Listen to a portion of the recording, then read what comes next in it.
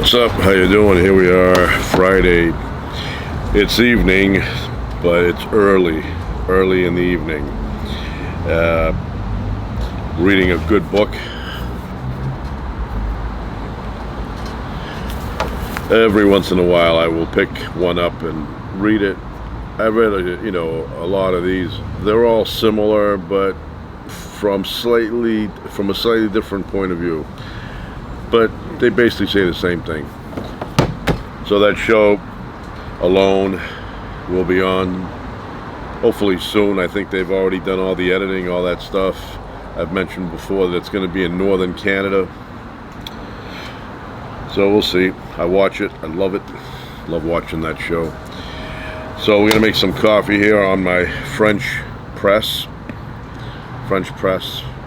Washed it and everything. And we're going to use, get the cup right here, it has the sugar and cream already inside. Bulletproof coffee. It says clean coffee. It's tested for toxins, so there's nothing in here that's, pesticides or anything like that. Very, very clean coffee, called The Mentalist. Rich and nutty, notes of cherry, almond, and caramel. Caramel. I was thinking of Carmel, the place I visited a few years ago. Medium to dark roast, whole bean in here. Look at that. Good coffee. And I have my manual grinder.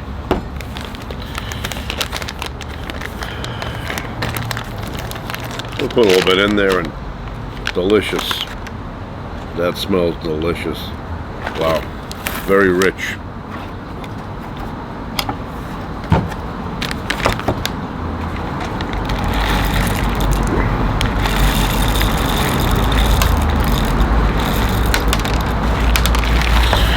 That's enough.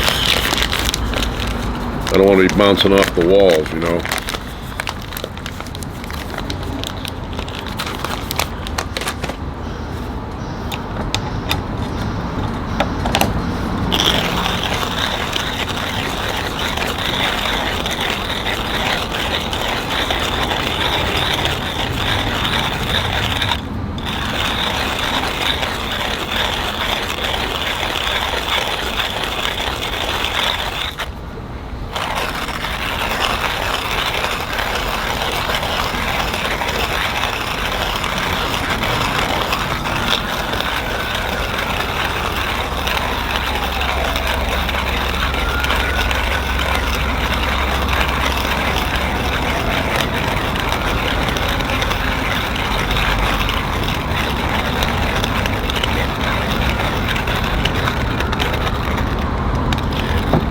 It's like it releases.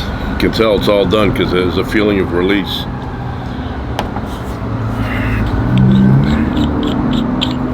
Oh yeah, nice. That is a great smell. Look at that.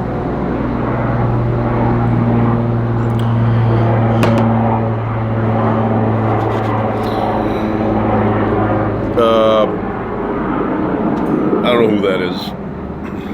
That is not LAPD.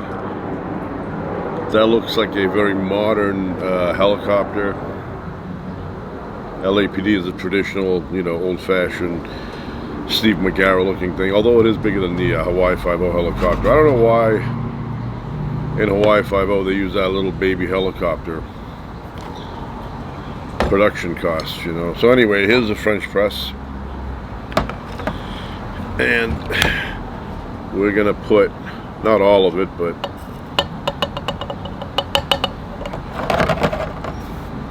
that should be enough. Maybe a little more.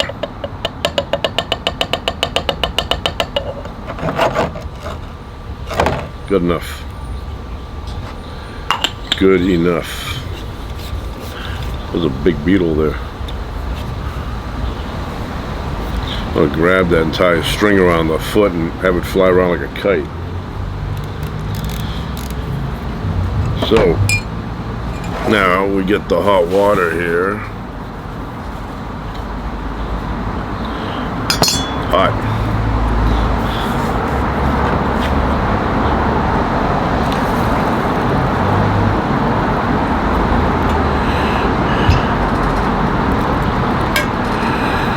All right.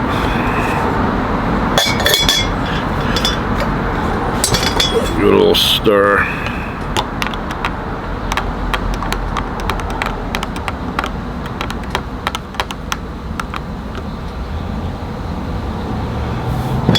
And we put this on to retain the heat.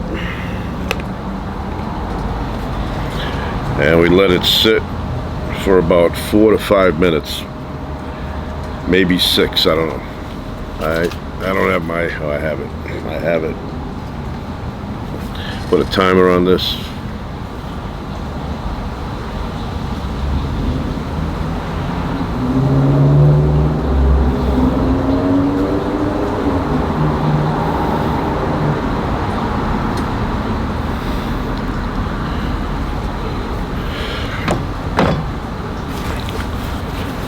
And we'll wait.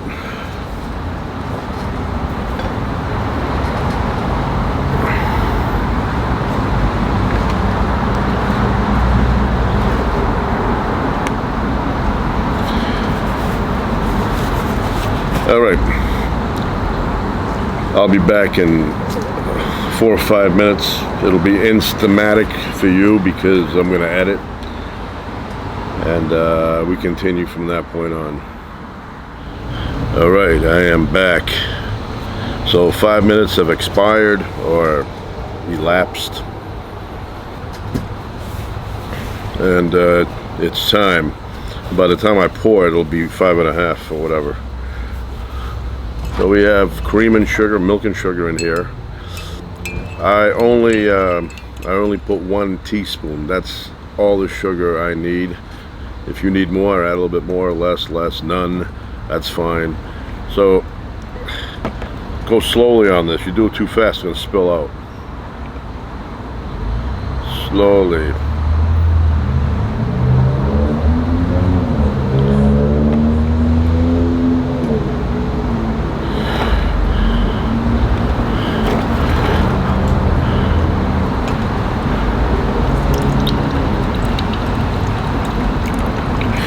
I don't have it lined up right. Hold on. There we go.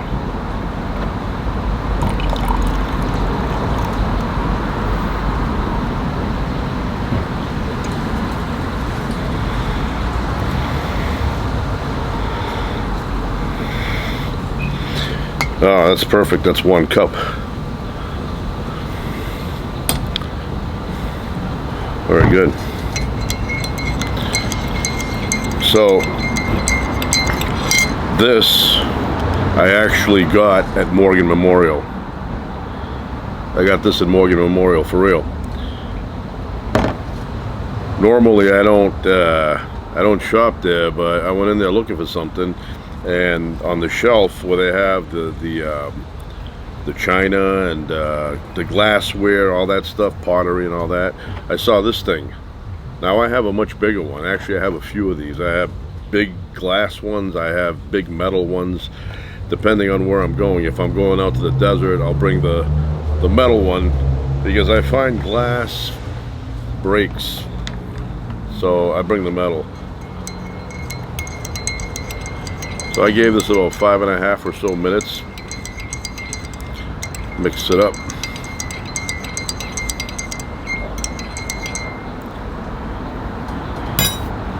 Give it a try. Smells good though. Good aroma.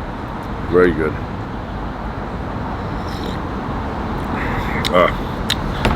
Delicious. That is delicious coffee. Very good. Yeah, I'm a big fan of these manual drivers. I'm a big fan of these manual grinders. Now, you notice something missing here, right? I had a wooden handle. It fell somewhere. Now I've ordered a new one. It should be here in a few days. But it goes on here, easy to spin.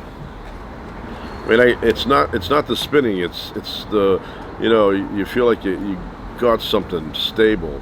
This one feels a little bit, you know, like your fingers are gonna release it. So big fan of that. Wow, good coffee.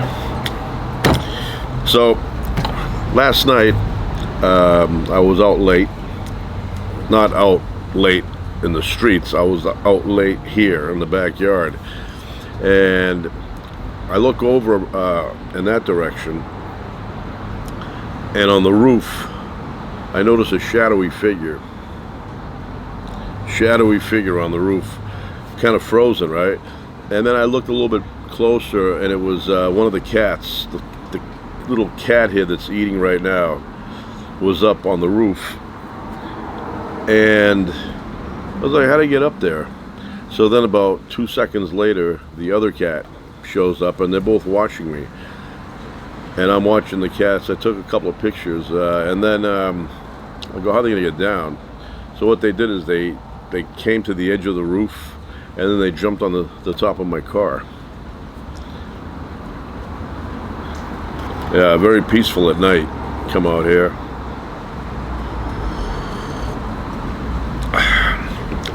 I was watching an interview with Charlie Manson. Charlie Manson, very strange guy. Now, physically, he's puny. He's a, small guy, so he's not intimidating in terms of stature. He's not big where you think he's gonna take you out like that, but he is crazy, or he was. He's no longer around. He was crazy. And the more I watched the interview, and this interview that I'm speaking of is the one he did in 1989. And the interviewer said to him, how would you describe yourself in a sentence or whatever, And then Charles Manson goes through this, I don't know what it is, like he made all these faces, these they almost look like faces that you would attribute to a satanic force, that kind of make-believe stuff. But he made those faces like he was part of some kind of crazy Halloween movie. And then he answers by saying nobody. He asked him, who are you? And in a sense, he goes, nobody, I'm nobody. And I was watching that, and then I watched more of it, and I said, you know who he reminds me of? Charles Manson. Charles Manson reminds me of Robert Blake. If you watch interviews with Robert Blake, especially when he got older, but even when he was younger, but especially when he got older, you will notice a lot of Charlie Manson mannerisms, and even philosophical, things that he would come up with. He sounded like he was Charlie Manson. And, obviously Charlie Manson had mental issues, obvious. I mean, you can't get more obvious than that. So, it could be that Robert Blake and him had the same issues. But I was watching him, and I go, this guy, Charlie Manson, and this guy, Robert Blake, are very, very similar. I mean, realistically, if somebody said to me, if I didn't know who either one was, and they said, those guys are brothers, I would believe it. I would believe it. I mean, their mannerisms are similar. Now, when Robert Blake got older, and you could look in his eyes and you could see Charlie Manson, But he was a strange guy. I remember I would see interviews with directors and other people that worked with him, and they would say he is very difficult to work with. Very difficult. And I think he was a little bit crazy, or a lot crazy.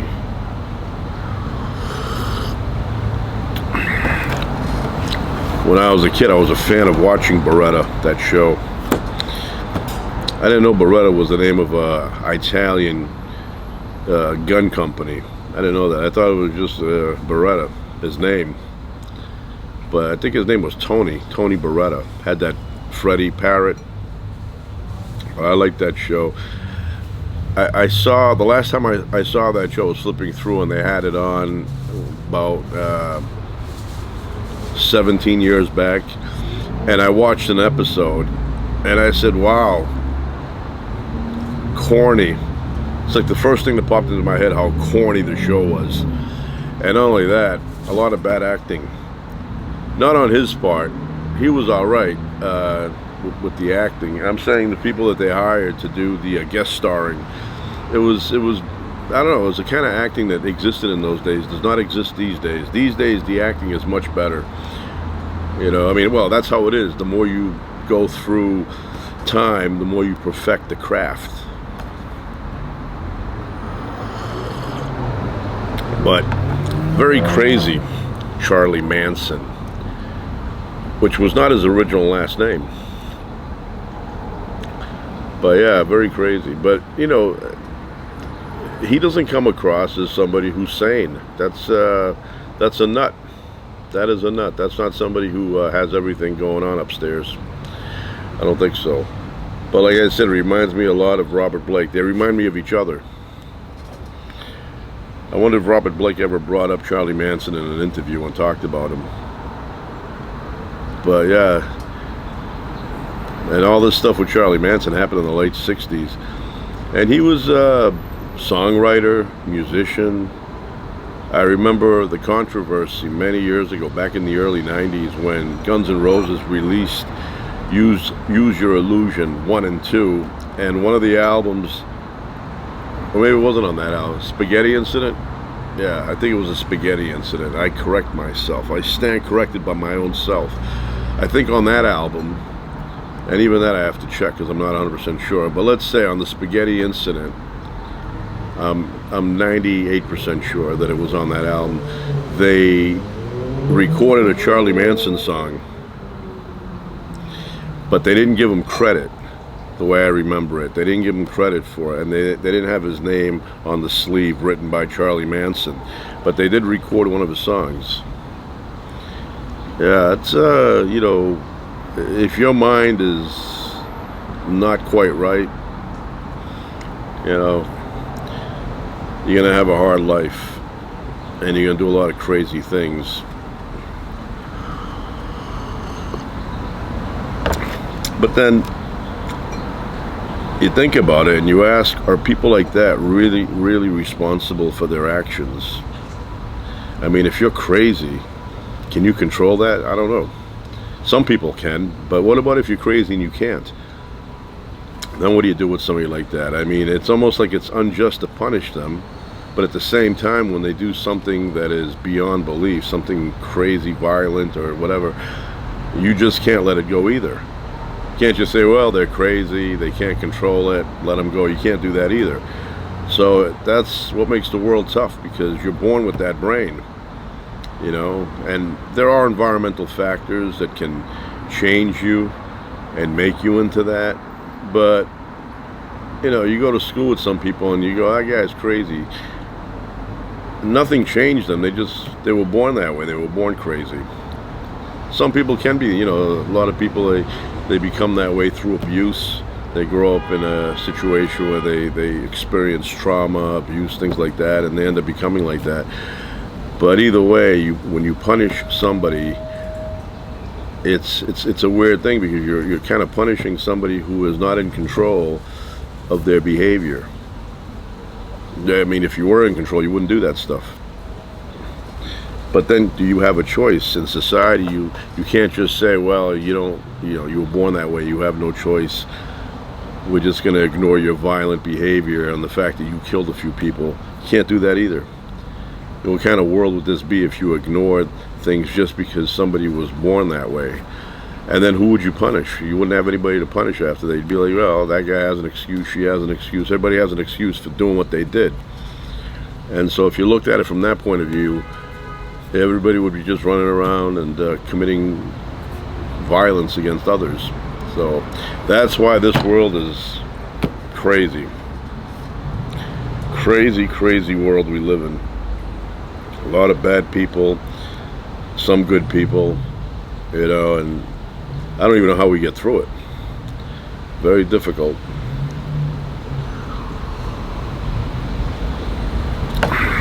That's how it is. You go through it day by day, and hopefully nothing happens during that day, and you end up softly in the nighttime, and you continue on the next day.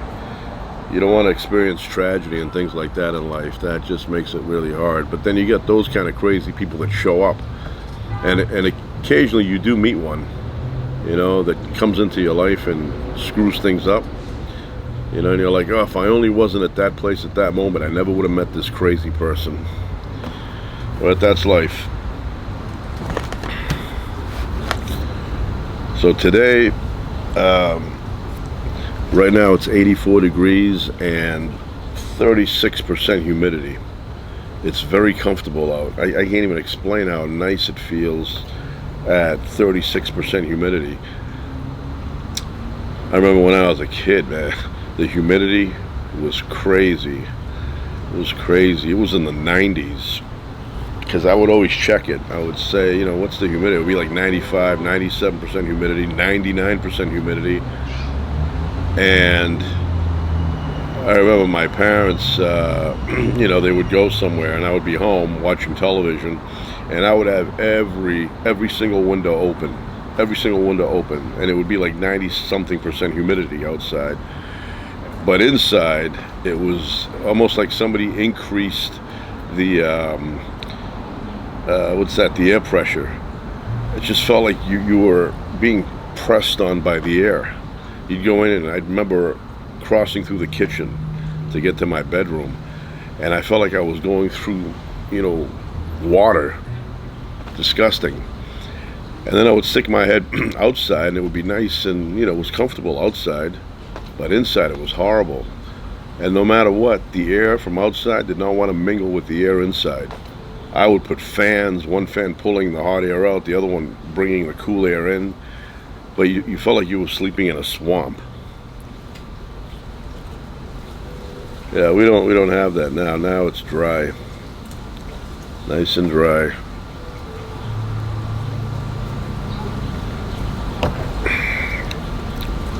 Let's see what's going on here.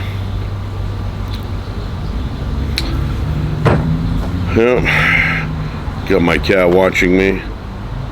My cat's inside, so I have 3 cats. They're all rescue cats. I rescued them from back here.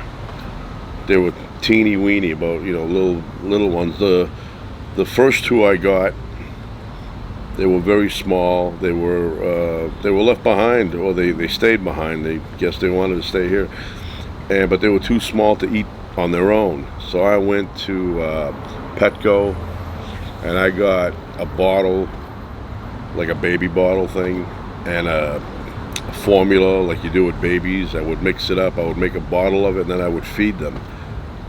You know, and they were like, oh, you know, eating it, real, like pulling on the bottle. And then at some point, they got bigger, and they would chew, and their teeth would cut through the nipple.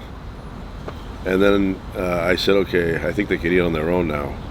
But for 2 or 3 weeks, I was feeding them with a bottle. And now they're big.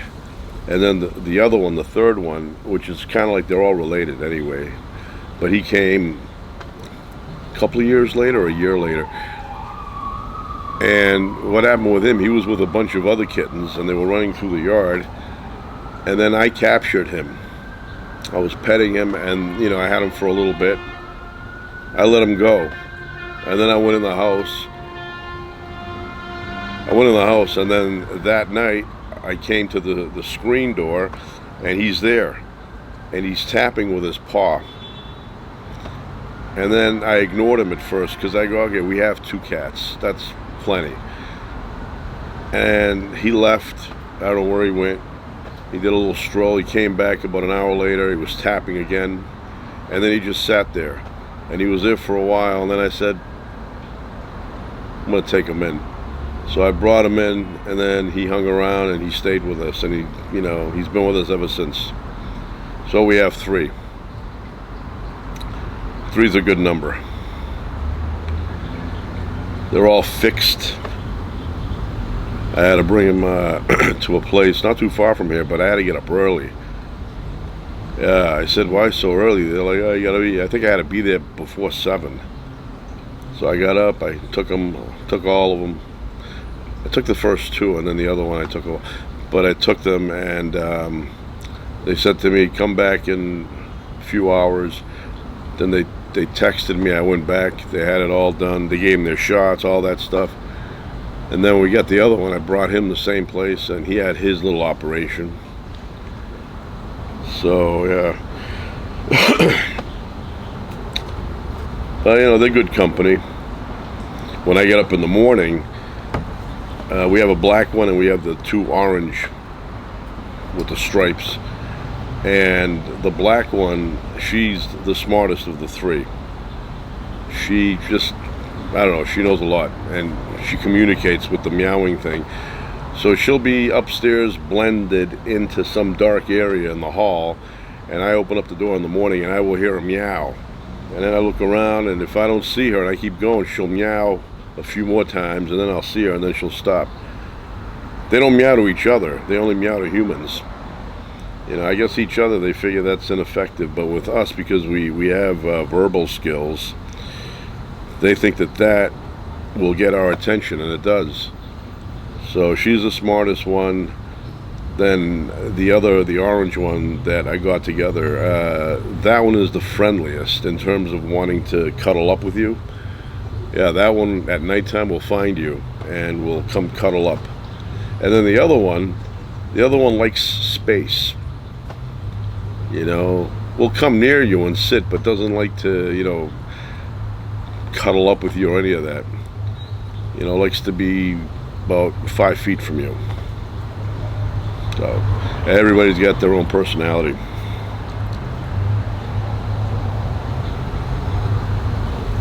Got some Sapphire.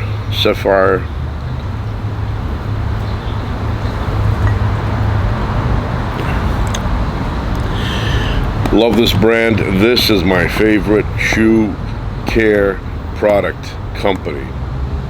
How's that?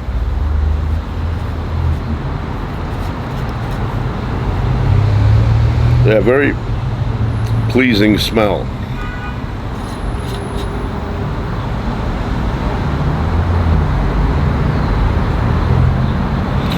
Made in France. All the way from France. Like to visit France, get some pastries there. I don't know the language to their standard, but I know it enough to my standard. Me vais voici, donc c'est pas pour me à qui me suis. Right? I know it enough to my standards. And if they want to communicate with me, they'll learn that standard that I have, and then we'll get along better. Go there, get some nice pastries. They have good food too. One time I was blown away. I was in Vegas, but the backside, I forget what it's called, that area, and we rented it's like a little house. Rented a house, had a little kitchen there and all that. Go ahead, go to your mama there, give a kiss on the cheek. So anyway, that night we were hungry, and so we looked for a place to eat, and it was a French bistro. And I'm not really that familiar with French food. I watched Julia Child as a child, so I'm familiar with that kind of stuff. She loved butter, but I was a fan of that Julia Child show. So anyway, we went to this French bistro, and I ordered steak, and it was one of the best tasting steaks I've ever had in my entire life.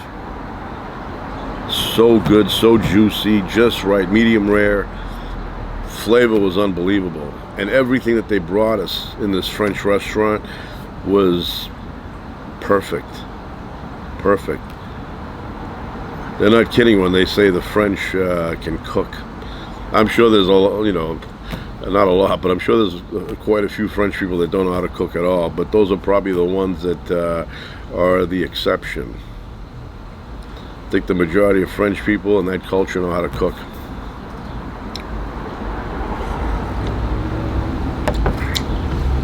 But I like those places to visit, but I like the extremes more.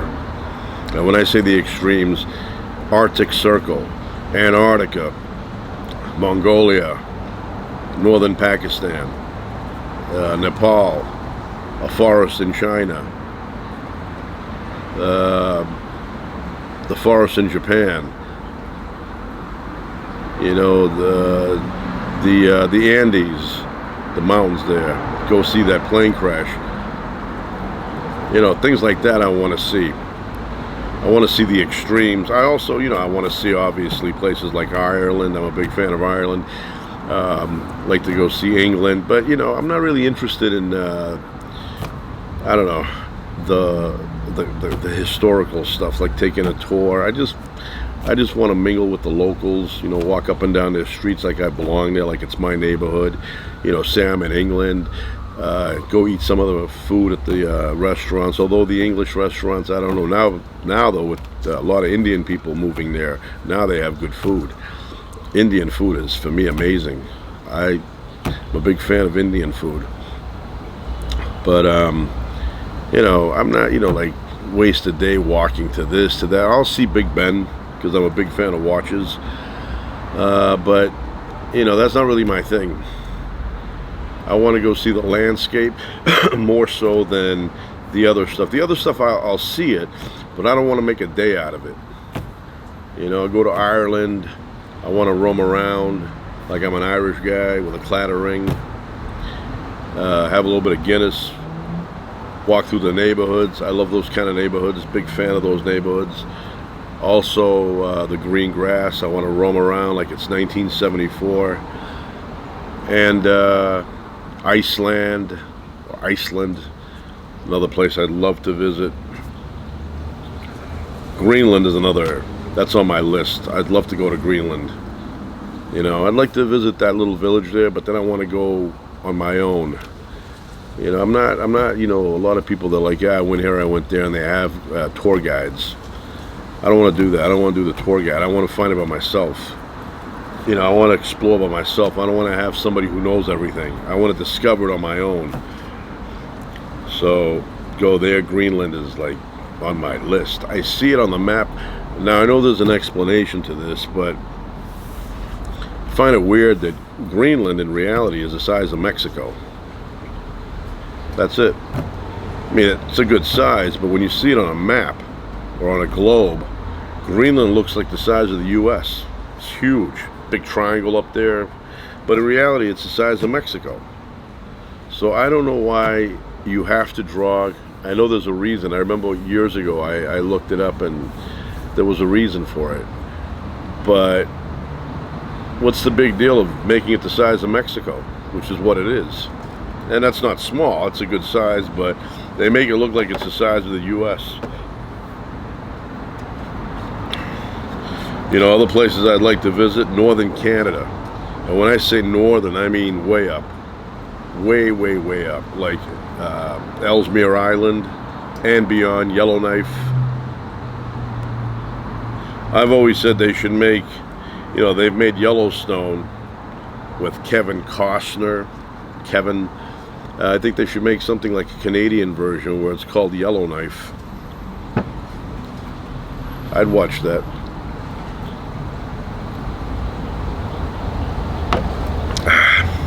That is good coffee. Very good coffee. Yeah, I like these quiet evenings. Sit here, read a book. Like to read these kind of books. I always imagine myself in a situation where not really surviving for life, but just surviving in terms of enjoyment, you know. And I always want to go up on, like, say, Mount Baldy during a nice storm, set up a tent. And I don't like these tents that say one person. You know what one person tent is? One person tent is for your cat. I want something for at least three people, but it's only going to be me, because I think that a 3-person tent would be enough for me. You know, the other ones are just way too small. So I'd get that. I'd get a 3-4 person tent, set it up, and then I'd get a little fire going.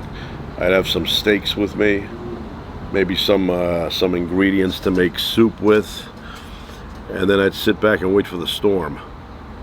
And once the storm starts, I'd start cooking, and then I'd sit there and I would enjoy myself. I would watch the snow falling. I would walk around a little bit, I'd eat my food, and maybe I'd have a little light.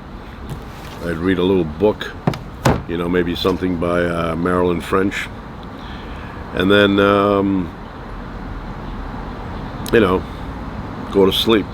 Wake up the next morning bright and early.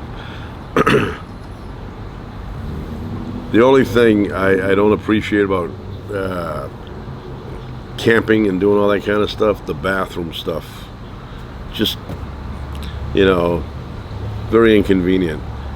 I want to get up in the morning, I want to have my sink, wash up, brush, all that stuff, comb your hair, brush your teeth, gargle, use the bathroom, wash your hands thoroughly, rinse them thoroughly. But in camping, all that stuff is like 30 times harder, especially the going to the bathroom stuff. And maybe one time, whatever, but if you're going to be out there for a bit, that, you start looking like a caveman.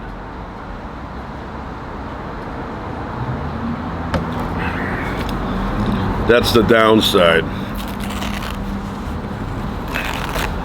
But yeah, I'm a big fan. And then winter's a better time for camping because of the bears. You want to go when the bears are hibernating. You don't want to go there where the bears are actively, searching for food, and you smell good. And bears are at the top of the food chain, so there's not anything that you can do like a scent, where if it's a smaller animal, you can get like bear urine or wolf urine or something like that, and spray it around your area.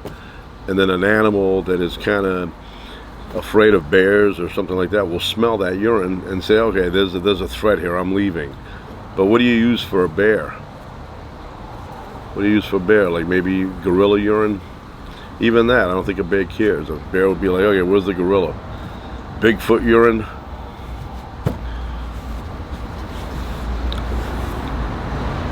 Yeah, with that kind of stuff, you need a dog to warn you and to be a deterrent. But I don't mean any kind of dog. I mean like a Cane Corso or a Presa Canario, something like that.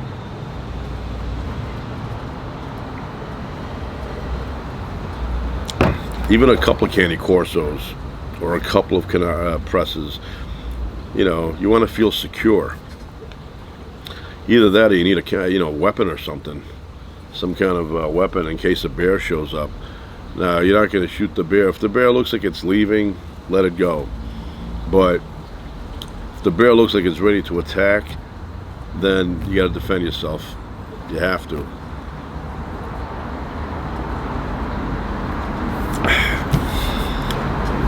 We are getting ready to go out in another, half hour or so. But yeah, not a cloud in the sky, nothing, it's just blue.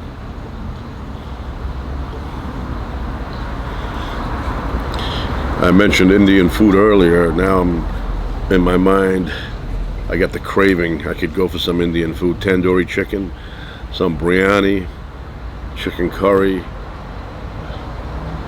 Yeah. Hey, you know what? A lot of people don't know this, but I'm a big fan of pickled mango. It just goes well with the Indian food I'm eating, and it's a weird flavor. It's a weird flavor, but for some reason it goes well together. Pickled mango and Indian food. I love it. I'll chop it up a little bit, eat, put a piece of mango pickled in my mouth, chew that up, and it just intensifies everything.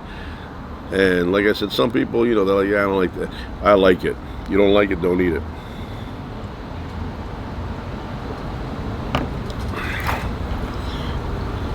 I don't see those crows. It's about that time where the sky fills up with crows.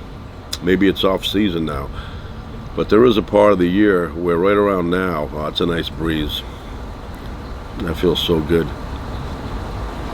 It's like refreshing. It's like Kool-Aid blowing out air. But anyway, around this time, you'll see like hundreds and hundreds of crows just flying past. There was like maybe 3-4 years ago, there was some kind of butterfly boom. So you'd sit here in the backyard and thousands of butterflies would be going from that way to that way, flying across constantly. It was like an army of butterflies. And you'd hear it on the news. They would say another wave of whatever butterfly it was is passing through Southern California today. So I would sit back here and you'd see them just flying by like they had someplace to be.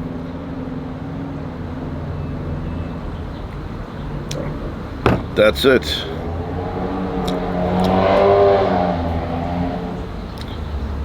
My father would say, get a muffler. I told that story before, but I keep remembering it. My father was looking for a station wagon, wanted a station wagon, but an older one. He didn't want to get a new one. So he was looking at the want ads, for sale for cars, and he found a place, he found a guy, and we ended up going. We get there, and I looked at the station wagon, and I go, no, this is not for us. So it was like, 70s, early 70s. I think it was Oldsmobile. And the guy had done everything on it. New paint, everything was shiny on it, the chrome, and it was off, wasn't running. But everything was redone in the inside, the upholstery, all the, everything was like mint condition. And I'm like, this is the kind of car you put in a museum. This is not a car that you load up with tools and stuff, right? So then my father's looking at it, he's very impressed. It's like I could see his head nodding. And then guy goes, you want to take a look at the engine? And my father goes, yeah, sure. So he pops the hood open, and my father is looking at the engine, and the engine is just beautiful. Not an atom of dirt anywhere. It's polished. Just nice, wires for the spark plugs and all of that. The carburetor top was nice and shiny, all chrome, and beautiful car. So the guy says to my father, thought he was going to impress my father. He's like, you want to hear the engine? My father's like, yeah, turn it on. So the guy gets in there, puts the key in, he starts it up, and immediately I go, yeah, this is a muscle car. You know how that bulky, that sound? And the second my father heard that, he kind of, he could see he was not happy with that. My father likes quiet. And the guy looks at my father, he goes, smooth, huh? And my father goes, yeah, smooth.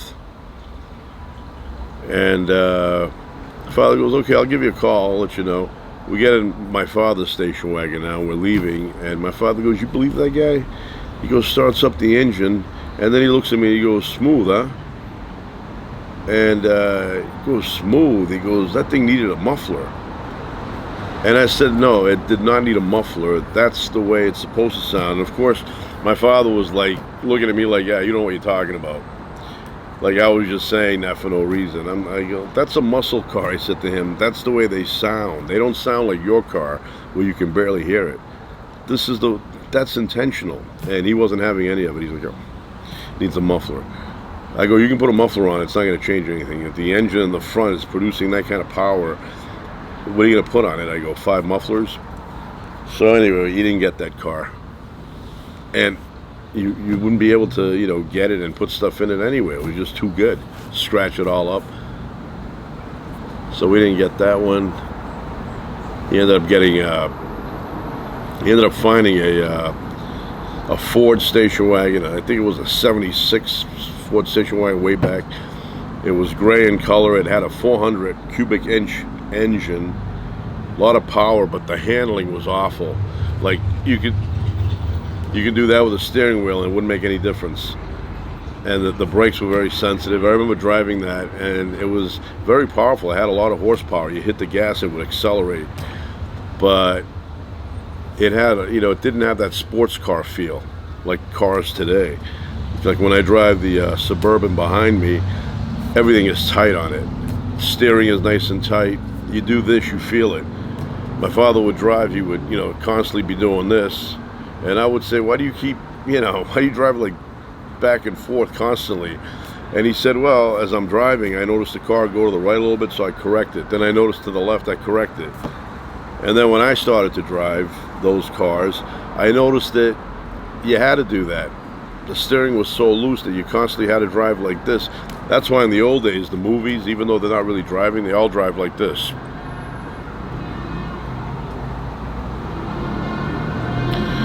You know, it's like, why you keep... Nobody drives like this now. You imagine if you drove like this, the car would be going like this. Somebody would say to you, hey, knock that off. I feel seasick in here. What does the drama mean? Right? So we drive stable now. Hand is like this. If you want to turn, then you start turning. 10 over 2, 10 2, 10 2, 10 2, 8 4, 8 4. But when my father was driving, he, constantly correction, correction, correction. So yeah, steering was horrible. I mean, it was good for my father because he liked to turn the steering wheel with the finger, put it on the corner there and give it one of these, and then he'd release it, and the weight of the car and the momentum would straighten everything out. Yeah, he didn't bring it back like that. He would just let go of it and it would fix itself, he said. Different styles back then. Things are better now. A lot of things are better now, but then there are other things that are not better. But a lot of things, technology, much better. When I was in high school, the computers we had were nothing more. They were nothing more than typewriters with a screen. Nothing. Floppy disks in there. Yeah.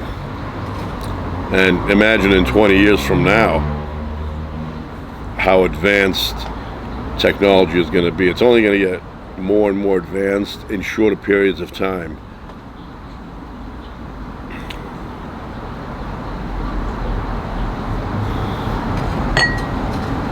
Fireman's axe.